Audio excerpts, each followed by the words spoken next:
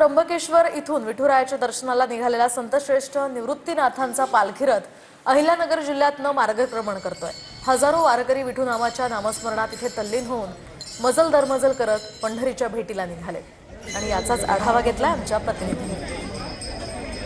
पावले चालती पंढरीची वाट। खरं तर त्र्यंबकेश्वरून निघालेली पायी पालखी जी आहे निवृत्तीनाथ महाराजांची ती आता पंढरपूरकडे प्रस्थान करताना अहिल्यानगर जिल्ह्यातून मार्गक्रमण करत आहे।